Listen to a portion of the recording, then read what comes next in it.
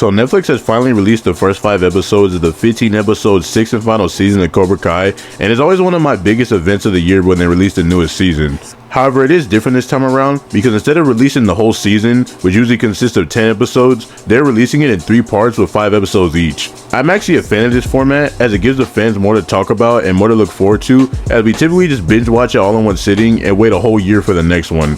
The only thing that sucks is, of course, is the waiting game, as we won't be getting part 2 until November 15th. But for now, we have part 1 to talk about. Cobra Kai is easily in the top 3 of my favorite shows of all time. I love the major corniness mixed with the actual great writing, characters, and fight scenes. There's never a dull moment in the show, and the writers always find a way to further capitalize on a series that is loved by fans. I've been watching this show since it was on YouTube in 2018, and I've been a diehard fan ever since. With this being the 6th and final season, it is bittersweet since I have been with this show for the past 6 years, but I also don't want it to drag on just for the sake of making more seasons. So far, the start of this season has been promising, but it's also kind of fed into some of my concerns that I had before the season came out. I always do spoiler reviews, but this one in particular I'm going to give a major spoiler alert because I'm going to be going through everything we've seen in this season so far. This is probably going to be one of my longer reviews since I've become a professional yapper when it comes to this show. I will call this one more of a discussion, but without further ado, let's get into this review. Now, I always start off with the bad, but in this review, I'll call it stuff that I wasn't a fan of or that I didn't like because not all of it was bad. For starters, there is one repetitive trope in these first couple of episodes that I am really sick and tired of. For the past few seasons of Daniel and Johnny working together, they've argued about their dojos, their different karate styles, and their different viewpoints plenty of times. And every season it seems like they get over their issues and agree to teach equally, even if they don't agree with each other. But every time they get on the same page, something happens within the story that makes them go back to hating each other and messing up the balance. And I have finally realized that Daniel is the root of it 90% of the time, and it's starting to borderline ruin his character. I mess with Daniel because he is the OG Karate Kid, and I understand why he is the way that he is, but he is a definition of lack of character development, and I'm honestly starting to get sick of his character. He's always causing a split between the dojo as he is so focused on honoring Mr. Miyagi's legacy and teaching karate the quote-unquote right way that he doesn't accept any other forms of karate or any other viewpoints in general. He doesn't seem to take any accountability for anything and is quick to blame other people, which causes the rifts between him and Johnny. He always wants it his way or no way. Every time you think they're getting along, something happens to mess it up, and it's honestly just making Daniel very unlikable. There's even a point in this season where Daniel hires Johnny to work for his dealership, and he forces Johnny to stay back and work just so that he could train the kids himself and pulls the listen to your boss card. I'll explain more on this topic later, but my biggest issue with these first couple of episodes is some of the decisions that they make character-wise. They made a lot of questionable and honestly trash decisions when it came to the character stories this season. To start with Hawk, I feel like since they had him win the All Valley in season 4, I feel like the writers have not known what to do with his character. The fact that they originally didn't have him going to the Sekai Tekai was straight BS as he is a top 5 team fighter in the show. It seems that him winning the All Valley was the end of his character arc, and they're just keeping him around because he is a fan favorite character. The fact that Dimitri originally made the Sekai Tekai before Hawk did and beat him in the final challenge in episode 4 was ridiculous. It kind of feels like every time they use him in a key scene for the show, it's to humiliate him and show that he is the worst out of the big 3 of him, Robbie, and Miguel. And speaking of Miguel, his story wasn't all that great in these first 5 episodes either, as he is so focused on winning for the sake of getting into his dream college. He was nerfed as well, as it made him lose his first fight as an established fighter to Robbie in the team captain match. They went backwards with his character by making him go back to season 1 Miguel, where he's trying to win for the wrong reasons.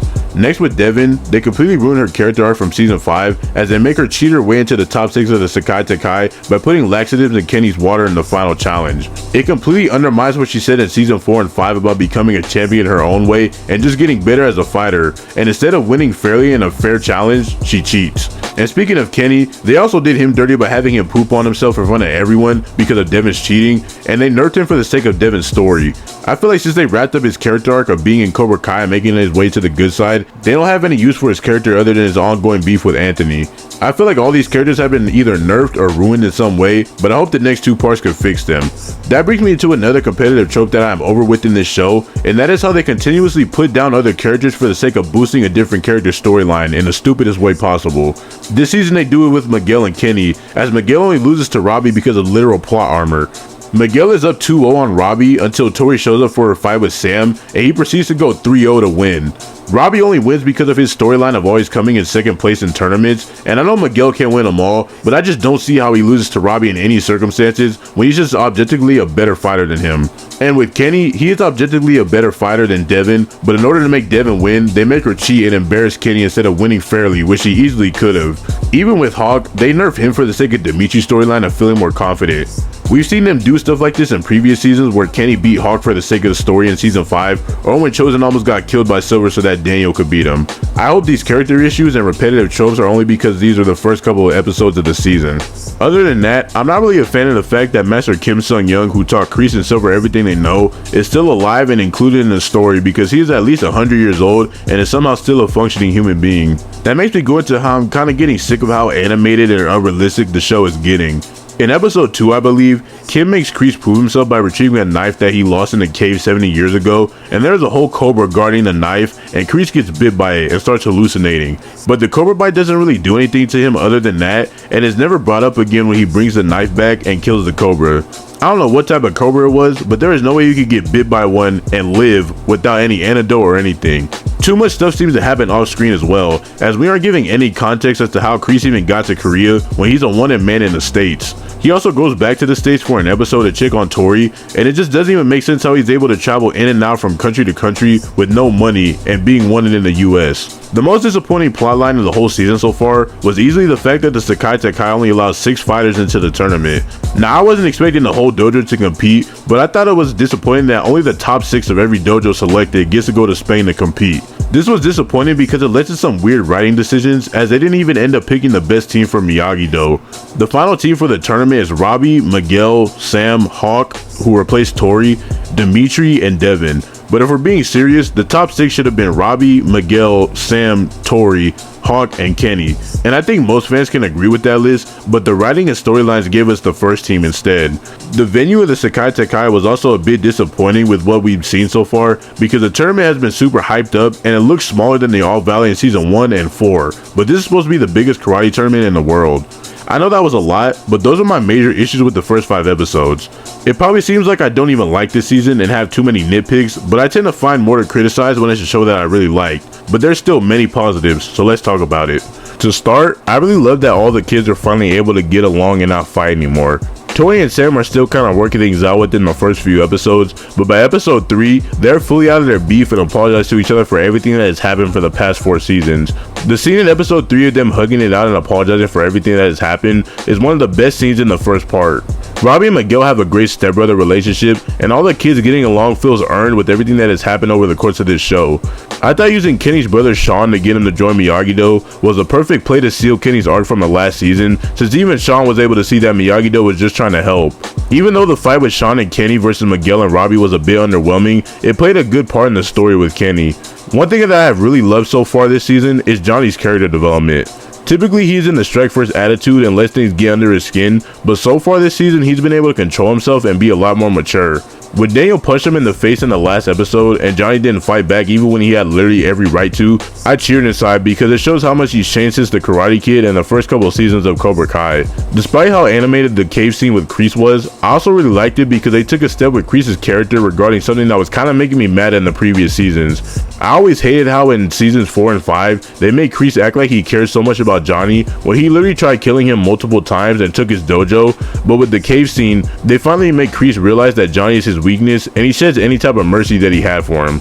The new teen character of Kwon, which is one of Kim Da-eun's students, is one of the best additions to the show because his actor Brendan H. Lee is an actual martial artist in real life and he is an insane fighter. His fight scene of taking the top spot as the best fighter in Cobra Kai by beating 3 of his classmates including the former best student was probably the best fight scene in the first 5 episodes. I really hope they give us more about his background and his life story because he can be a great villain for the teen fighters. One part of the season that I really liked was in episode 2 when Miguel, Hawk, and Dimitri are all college hunting and they come across Kyler and Brooks. They have a fight scene at a frat party with all of them fighting alongside of each other. I just thought them fighting alongside of each other was a full circle moment since the show started with Kyler and Brooks bullying them. And speaking of the fight scenes, they're great as always and are so well choreographed. Some of the main cats have been doing more of their own stunts, and it's actually impressive to see them do more of their moves. Bringing back Mike Barnes for episode 4 was also great for the story, as it gave us a look at how the events of season 5 affected him, and how karate coming back into his life kind of turned him back into how he used to act in Karate Kid 3. However, the only thing that I didn't like about his return is that he had something against Devin when they were deciding the top 6, and it's never really explained why he was being so unfair towards her. It's kind of just glossed over. Although it did give us a great fight scene between Johnny and Mike that is just crazy to see growing up with the Karate Kid movies. Despite Dimitri being one of the most hated characters by fans this season, I actually really liked his story and his conflict with Hawk about not applying to the same college as him. I'm excited to see what they do with Dimitri in the later parts, since he had also had the side plot of being more confident. He looked the most confident he's ever looked when they got to the Sekai Takai. I'm also glad that Anthony is actually fighting this season and has a bigger role within the story. But the best storyline this season is easily Tori's. Her mom unfortunately passes away this season, and it brings out the best performance of the season so far from Payne List.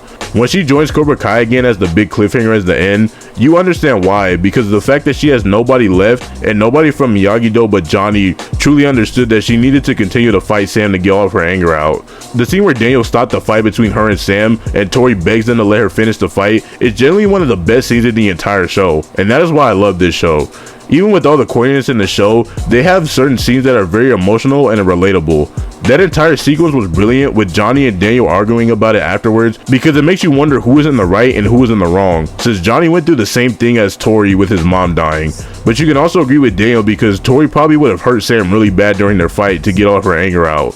Overall, I'm just glad they didn't ignite another issue between Tori and Sam to push the story, and instead use her mom. There's a theory floating around that Kreese possibly killed Tori's mom as a way to get her to join back to Cobra Kai, since her fists were balled up when Tori found her, and it makes sense, but it also doesn't, because I don't think Kreese would go that far, since you could tell he actually cares for her.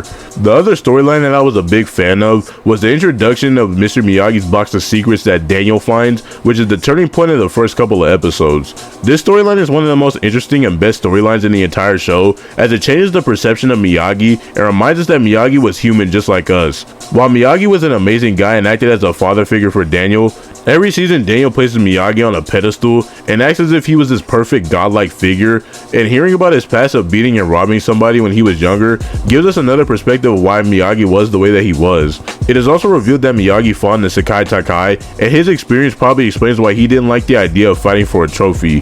That goes back to my point on Daniel's character becoming ruined, because even after hearing about Miyagi's past, he still places him on a pedestal and acts like he knew everything about Miyagi, but there is still so much that he doesn't know. He can almost be blamed for losing Tori, since he is so focused on the Miyagi way, but doesn't try to bend the rules at least once when it really matters. In the very well acted scene when Tori leaves and Daniel and Johnny argue about letting Tori continue the fight, when Johnny says he is sick of hearing Miyagi's name, I kind of agreed with him because of Daniel's constant reminders of how good of a person Miyagi was.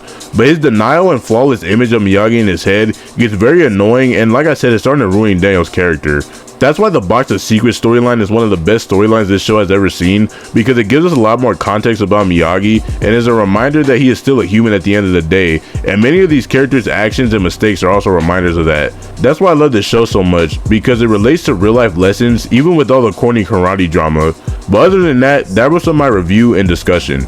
There's still 10 episodes left in the season, so while the first few episodes weren't the greatest to start the season, they still have the chance to make this the best season with the other 2 parts. But the first part was not bad by any means. I've been seeing a lot of fans say that this is the worst start to a season of Cobra Kai yet, and unfortunately I can't say that I disagree. There's still more that needs to be explained regarding Tori coming back to Cobra Kai and everything that has happened before the Sekai Takai, because there's no way that they just pick up directly where episode 5 left off and just go straight to the tournament. I also hope that they fix the character issues in the second part. A lot of my major issues with these first couple of episodes were with the characters and the writing decisions with them that heavily impacted the story. Like I said many times before, I trust these writers 100%, but it pains me to say that they dropped the ball a bit with these first couple of episodes. I understand why they made certain decisions story-wise, but sometimes they completely undo some of the arcs that they set for certain characters, and they just don't make sense logically. Since Cobra Kai Season 6 is coming out in 3 parts, at the end of each part for parts 1 and 2, I'll give my rating for the respective part, plus the rating of the overall season so far. In part 3 I'll do the same, but I'll give my full rating for the season and it'll serve as my part 3/full season 6 review. But for season 6 part 1, I'm gonna have to give it an 8 out of 10, leaving season 6 so far with an 8 out of 10 rating. And that's a bit on the lower end, believe it or not, considering that I have every season before it at least a 9. The first couple of episodes weren't the strongest, but I feel like it was only because it was a setup to the rest of the season. I still think that this could be the best season, but I guess we're just gonna have to wait and see.